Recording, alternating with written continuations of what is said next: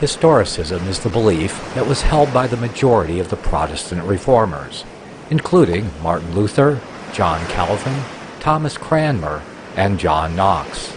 Meanwhile, the Catholic Church tried to counter it with an alternate view, such as that put forward by the Jesuit Francisco Ribera during its Counter-Reformation. This alternate view served to bolster the Catholic Church position against Protestant criticism and as a Catholic defense against the historicist view, which identifies the Roman Church as a persecuting apostasy and the papacy as the seat of the Antichrist. Presently, most of the evangelical and Christian world believes some version of the futurist Catholic Counter-Reformation view of prophecy. The historicist interpretation reveals the entire course of history of the Church from the close of the first century to the end of time, which must necessarily be revised as new events and figures emerge on the world scene. This series is an up-to-date outline of the historicist view of the Revelation.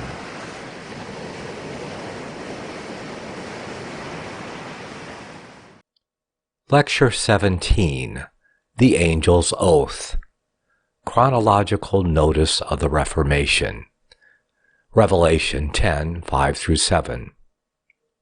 And the angel which I saw stand upon the sea and upon the earth lifted up his hand to heaven, and sware by him that liveth for ever and ever, who created heaven, and the things that therein are, and the earth, and the things that therein are, and the sea, and the things which are therein, that there should be time no longer. But in the days of the voice of the seventh angel, when he shall begin to sound, the mystery of God should be finished, as he hath declared to his servants the prophets. Another gracious announcement, revealed at the same juncture, proceeded from the divine messenger of the covenant, and bearing the attestation of his own solemn oath. And to what end? Is it not to say they might have strong consolation who have fled to Jesus, the hope anew set before them? At a time when truth was struggling to emerge from long-continued darkness, when the conflicting principles and forces of Christ and Antichrist were gathering for the battle, and fresh trials and tribulations were preparing for the faithful witness for Jesus, how consolatory to be assured by God's own word that the desired consummation was drawing nigh, and that yet a little while, and the great mystery of God in providence and in prophecy shall be accomplished. How solemn and quickening was the thought, for time, it was said, would be extended no further to the anti-Christian tyranny those thunders had just before echoed on the scene, but that in the days of the voice of the seventh angel, at whatsoever time he might be destined to sound, all would be consummated according to the glad tidings declared to the prophets. Truly it must have cheered the heart of St. John in this prolonged vision of good overborne by evil, and of the flock of Christ harassed and persecuted by the world of ungodliness, to have been enabled to mark, as it were, on the chronometer of heaven, the advance of the hour of deliverance, and to have the assurance of the Lord himself that the longed-for day was approaching. But here, as in other places, the apostle must be considered in his representative character, and the inference follows that there ought to have been at this period, both with Luther and amongst the other fathers of the Reformation, a strong and prevailing expectation of the approaching end. We have seen in former visions how impressions were widely and deeply experienced in the Church that corresponded with the solemn chronological notices on the apocalyptic scene. According to the intimation under the fifth seal given to the souls under the altar, the Church at the epoch corresponding did expect, we saw, that a new and distinct period of martyrdom would intervene before the end. again agreeably with the cry of woe to the earth by reason of the 3 trumpets yet to sound, occurring just before the blast of the 5th angel, there was, at the corresponding date, a very general portending of the world's end, and of fearful trials accompanying it. In like manner, correspondent with the intimation here made to St. John, we learn that a strong persuasion existed just at the time of the Reformation, not only that the era was remarkable, but that a new dispensation was near at hand. The burst of intellect or of literature consequent on the invention of printing, the discovery and so-called Christianization of the New World, excited expectations among all, and papists said the glory of the papal kingdom was about to be extended over the entire world. Very different truly, and grounded chiefly on very different considerations, was the expectation of the true church, though in it also high expectations were raised. Once that Antichrist had been exposed, and that in strength and power they looked for his downfall, and now that the Bible was drawn forth from its concealment, they expected that papal superstition should fall by means of the breath of the Lord, as well as by the brightness of his coming, according to the scriptural predictions referred to in the angel's oath.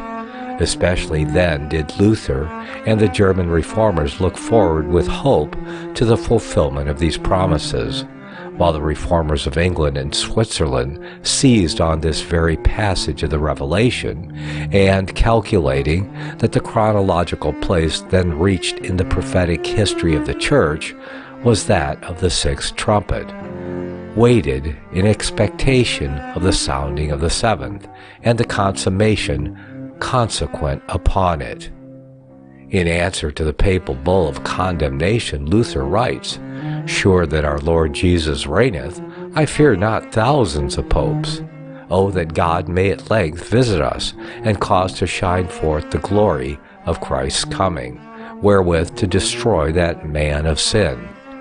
Writing to Staupitz in the next year, he says, "The abominations of the Pope, with his whole kingdom, must be destroyed, and the Lord does this without hand, by his word alone."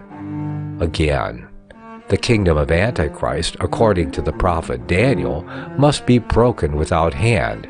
That is, the scriptures will be understood by and by, and everyone will preach and speak against papal tyranny from the word of God until, and here he quotes St. Paul, this man of sin is deserted by all his adherents and dies of himself. Again, to the Duke of Savoy, upon hearing that, he favored the Reformation. Let those who sincerely preach the gospel be protected.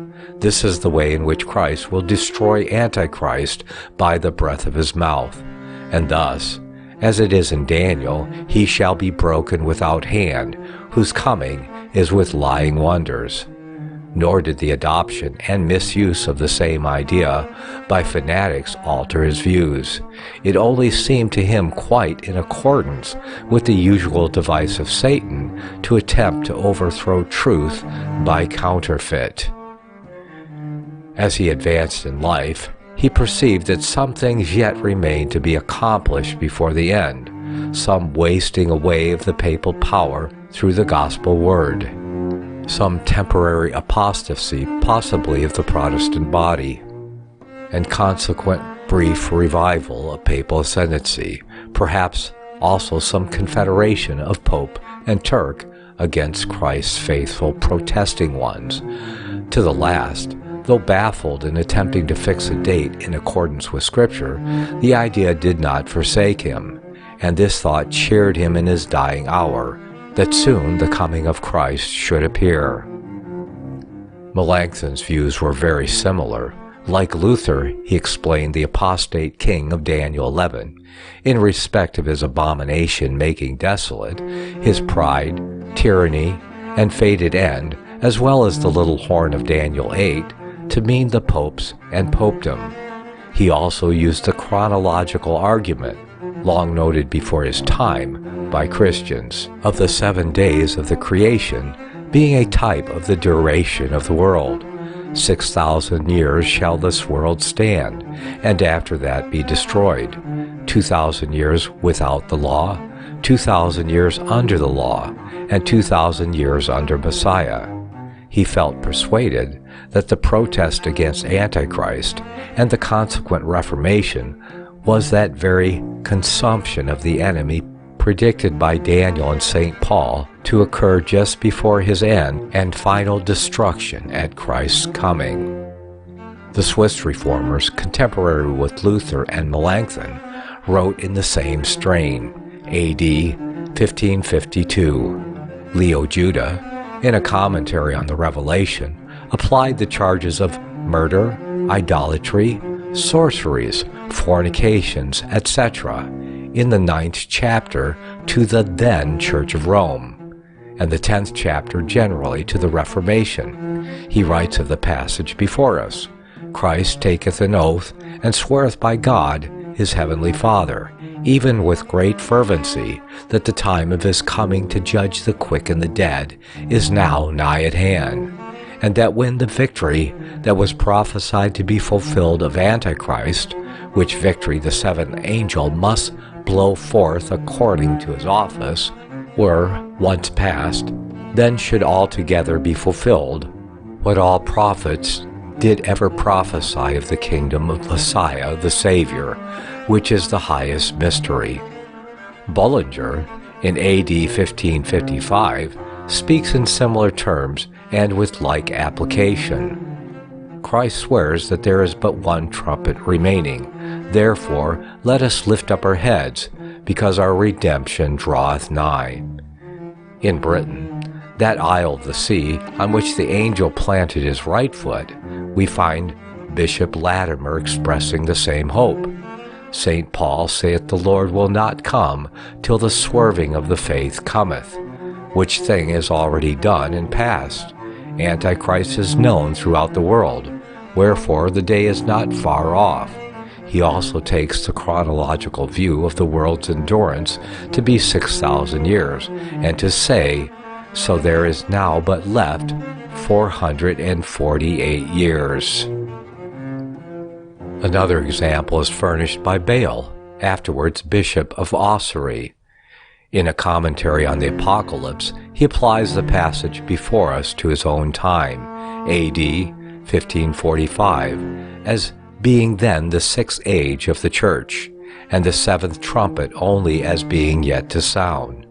Then on Revelation 23, after recounting a list of Christian confessors, including Luther, Melanchthon, etc., by whom Antichrist tyranny had been disclosed, he says, I doubt not, but within a few days the breath of Christ's mouth, which is his living gospel, shall utterly destroy him. We need not adduce more to establish the fact that, from the time of Luther's and Zwingli's discovery of the Antichrist of prophecy being none other than the Roman popes, the conviction was strongly impressed on their minds, as by divine communication, that the time of Antichrist destruction, though not yet come, was not far remote, and therewith an expectation of the coming of Christ's kingdom and the end of the mystery of God.